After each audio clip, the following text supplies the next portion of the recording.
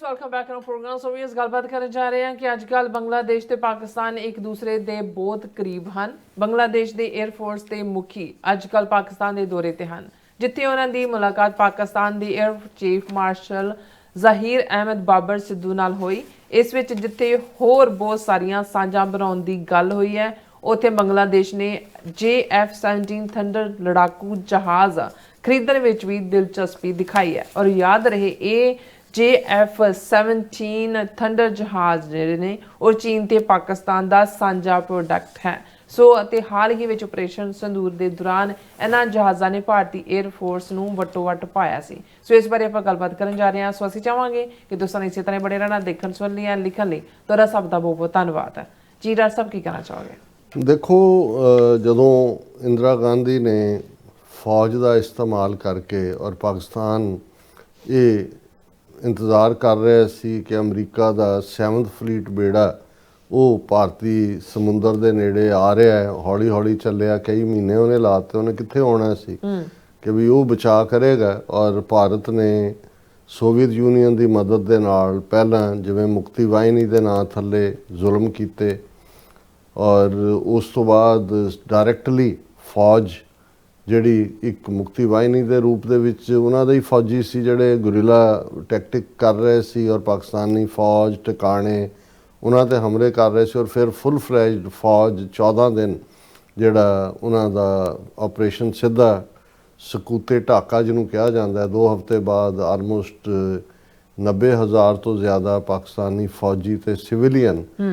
With families ਵੀ ਕਈ ਜਿਹੜੇ ਨੇ ਉਹ ਪ੍ਰਿਜ਼ਨਰ ਆਫ ਵਾਰ ਬਣੇ। ਅੱਛਾ। इंदिरा गांधी ने बड़े मान नाल किया 1000 साल की गुलामी का बदला ले लिया गया है। वाजपेयी ने भी उसनू दुर्गा माता का खिताब दिता। दुर्गा जिहड़ी डीमनस का जिन्होंने राक्षस कहते हैं उन्हों का ब्लड पींदी है। मानो मुसलमान जिन्हों के लिए लफज उन्होंने मलेच तो है ही है, डर्टी के सेंस रखा ही होया सी, पर ये देवतियां ते राक्षसां दियां इन्हां दियां अपणियां बनाईयां कहानियां च ਉਹਨਾਂ ਨੂੰ ਉਹਦੇ 'ਚ ਫਿੱਟ ਕੀਤਾ। ਔਰ ਜਿਹੜੇ ਭਾਰਤ ਦੇ ਵੱਡੇ ਵੱਡੇ ਆਈਡੀਆਲੋਗ ਸੀ, ਵਿਚਾਰਕ, ਉਹਨਾਂ ਨੇ ਕਿਹਾ ਕਿ ਜੀ ਜਿਨ੍ਹਾਂ ਦੀ 2 ਨੇਸ਼ਨ ਥਿਊਰੀ ਫੇਲ ਹੋ ਗਈ, ਉਹਨਾਂ ਨੇ ਕਿਹਾ ਦੇਖੋ ਕਿ ਵੀ ਇਸਲਾਮ ਦੇ ਨਾਂ ਦੇ ਉੱਤੇ ਪਾਕਿਸਤਾਨ ਸੈਪਰੇਟ ਹੋਇਆ ਸੀ,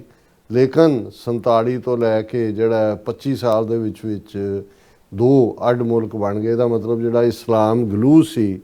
ਉਹ ਕੰਮ ਨਹੀਂ ਕੀਤਾ, ਰਾਦਰ ਐਥਨੀਸਿਟੀ ਬੰਗਾਲੀ ਜਿਹੜੀ ਐਥਨੀਸਿਟੀ ਹੈ, ਬੰਗਲਾ ਜ਼ਬਾਨ ਦਾ ਮੁੱਦਾ ਵੀ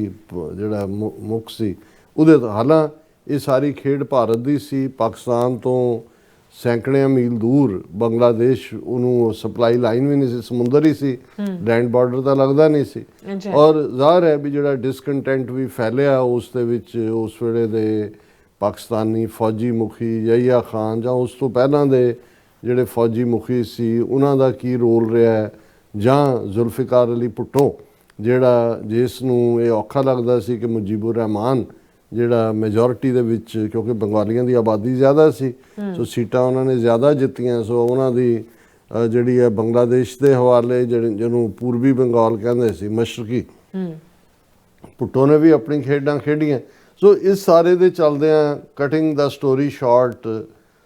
ਪਾਕਿਸਤਾਨ ਦੇ ਲਈ ਇੱਕ ਵੱਡੀ ਪ੍ਰੋਬਲਮ ਬਣ ਗਿਆ ਵੀ 90-91 ਹਜ਼ਾਰ ਇਹ ਪ੍ਰਿਜ਼ਨਰ ਆਫ ਵਾਰ ਕਿਵੇਂ ਛਡਾਉਣੇ ਨੇ। ਔਰ ਇਸ ਦੇ ਨਾਲ ਨਾਲ ਰੈਪੂਟੇਸ਼ਨ ਵੀ ਜੇਲ੍ਹ 'ਚ ਹੋਇਆ ਪਾਕਿਸਤਾਨੀ ਫੌਜ ਦਾ ਵੀ। ਔਰ ਬੰਗਲਾਦੇਸ਼ ਜਿਹੜਾ ਕਿਉਂਕਿ ਪਾਕਿਸਤਾਨ 'ਤੇ ਇਲਜ਼ਾਮ ਲਾਇਆ ਗਿਆ ਜੀ ਉਹਨਾਂ ਨੇ ਨਸਲਕੁਸ਼ੀ ਕੀਤੀ ਹੈ, ਔਰ ਫਿਰ ਵਾਰ ਕ੍ਰਾਈਮਸ ਦਾ ਵੀ ਫੀਅਰ ਕਿ ਭਾਈ ਜਿਹੜੇ ਫੌਜੀ ਨੇ ਉਹ ਐਨ ਬਲਾਕ ਵਾਪਸ ਆਉਣਗੇ ਜਾਂ ਉਹਨਾਂ 'ਚੋਂ ਵਾਰ ਕ੍ਰਿਮੀਨਲਸ ਕਹਿ ਕੇ ਉਹਨਾਂ ਦਾ ਟਰਾਇਲ ਕੀਤਾ ਜਾਏਗਾ। ਸੋ ਇਸ ਸਾਰੇ ਦੇ ਉੱਤੇ ਮੈਂ ਸਮਝਦਾ ਮੈਂ ਇਨ ਸਪਾਈਟ ਆਫ ਜ਼ੁਲਫਿਕਾਰ ਅਲੀ ਭੁੱਟੋ ਦਾ ਇਸ ਬੰਗਲਾਦੇਸ਼ ਕ੍ਰਾਈਸਿਸ ਦੇ ਵਿੱਚ ਕੀ ਰੋਲ ਰਿਹਾ ਹੈ, ਇਹਨੂੰ ਜੇ ਅਸੀਂ ਬਿਹਾਈਂਡ ਵੀ ਛੱਡ ਦਈਏ ਜਾਂ ਸਬਜੈਕਟ ਐਕਸਪਰਟਸ ਦੇ ਲਈ ਜਾਂ ਭਵਿੱਖ ਲਈ ਫਿਊਚਰ ਲਈ ਛੱਡ ਦਈਏ ਤਾਂ ਇਹਦੇ 'ਚ ਕੋਈ ਸ਼ੱਕ ਨਹੀਂ ਕਿ ਸ਼ਿਮਲਾ ਐਗਰੀਮੈਂਟ ਜਿਹੜਾ 1972 ਦੇ ਵਿੱਚ ਸ਼ਿਮਲਾ 'ਚ ਸਾਈਨ ਕੀਤਾ ਭੁੱਟੋ ਔਰ ਇੰਦਰਾ ਗਾਂਧੀ ਨੇ, ਉਹ ਜ਼ੁਲਫਿਕਾਰ ਅਲੀ ਭੁੱਟੋ ਦੀ ਡਿਪਲੋਮੈਟਿਕ ਵਿਕਟਰੀ ਸੀ, ਬਹੁਤ ਵੱਡੀ ਵਿਕਟਰੀ ਸੀ। ਉਹਦੇ ਥੱਲੇ ਜਿਹੜਾ ਉਹ ਸਾਰੇ ਆਪਣੇ ਛਡਾਏ ਵੀ, ਕਿਸੇ 'ਤੇ ਕੋਈ ਵਾਰ ਕ੍ਰਾਈਮ ਦਾ ਜਿਹੜਾ ਫੌਜੀ ਦੇ ਉੱਤੇ ਨਹੀਂ ਚੱਲਿਆ, ਸਾਰੇ ਸੇਫ। ਪਲੱਸ ਵਿਦਨ ਬੰਗਲਾਦੇਸ਼ ਵੀ ਜਿਹੜਾ 3 ਸਾਲ ਦੇ ਵਿੱਚ ਰੈਕਗਨਾਈਜ਼ ਕਰ ਲਿਆ ਪਾਕਿਸਤਾਨ ਨੇ ਵੀ। ਔਰ ਉਸ ਦਾ ਹੀ ਨਤੀਜਾ ਸੀ ਕਿ ਸ਼ਾਇਦ 1974 ਦੇ ਵਿੱਚ ਜਿਹੜੀ ਆਇਲ ਪ੍ਰੋਡਿਊਸਿੰਗ ਮੁਲਕਾਂ ਦੀ ਜਾਂ ਜਿਸ ਤੋਂ ਬਾਅਦ ਦੇ ਵਿੱਚ ਇਹ ਜਿਹੜੀ 57 ਮੁਲਕਾਂ ਦੀ ਇਸਲਾਮਿਕ ਜਥੇਬੰਦੀ OIC ਹੋਣ ਦੇ ਵਿੱਚ ਆਂਦੀ ਹੈ, ਉਸ ਲਾਹੌਰ ਕਾਨਫਰੰਸ ਦੇ ਵਿੱਚ ਵੀ ਜਿਹਦੇ 'ਚ ਕਿ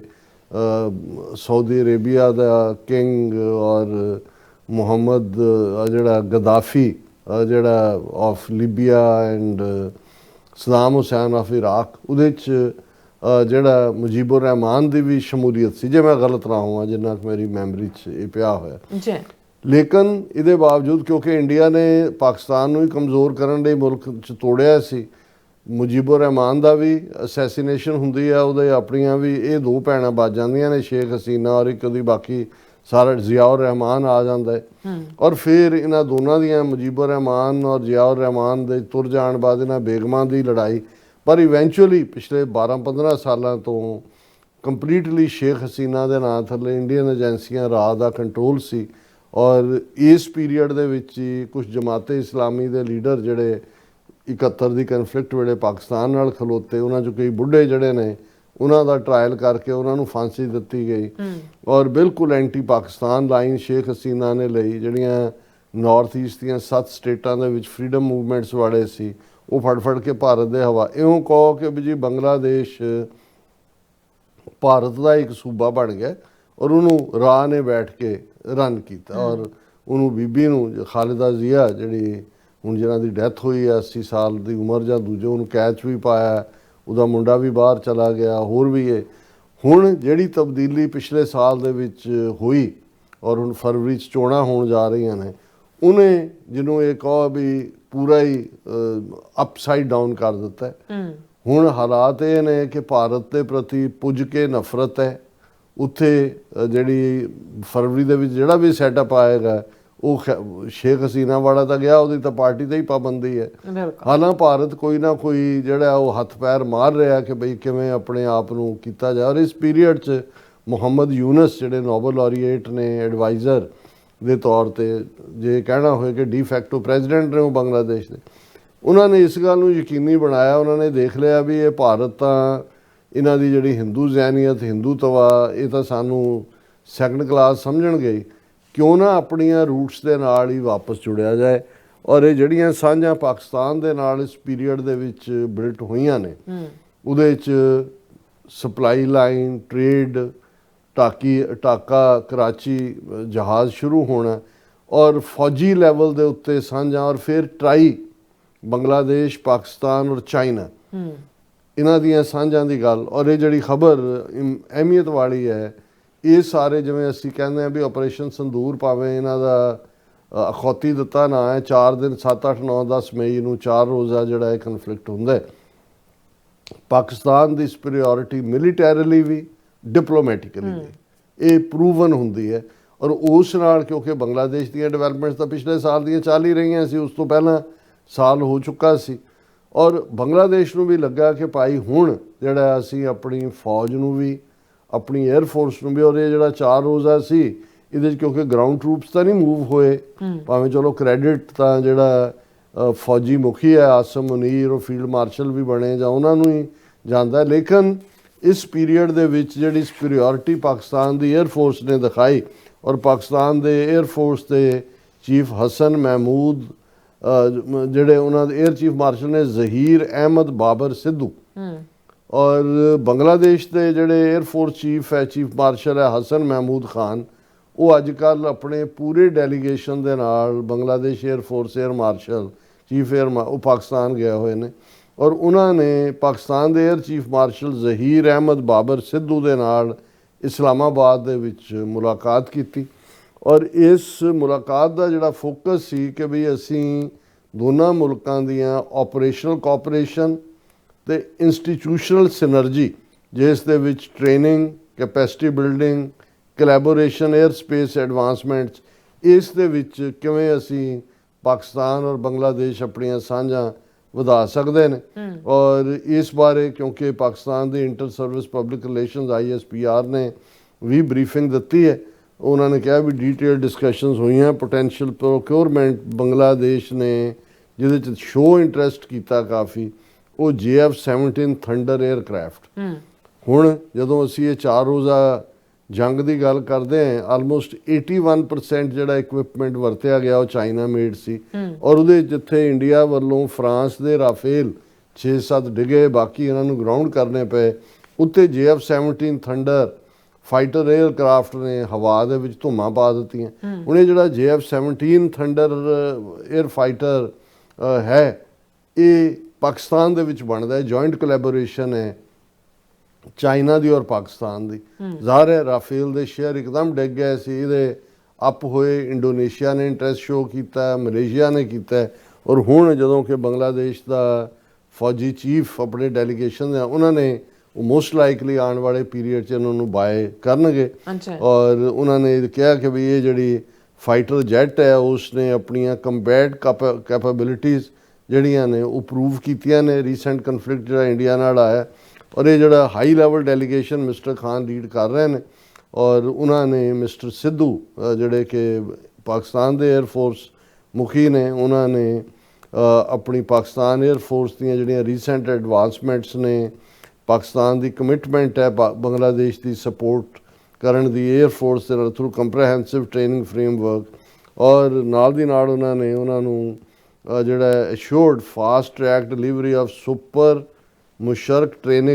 training aircraft along with a complete training and long term support ecosystem। ਸੋ ਜ਼ਾਹਰ ਹੈ ਕਿ ਪਾਕਿਸਤਾਨ ਦੀ 에ਅਰ ਫੋਰਸ ਨੇ ਆਪਣੀ ਵਿਟ ਪ੍ਰੂਵ ਕੀਤੀ ਹੈ।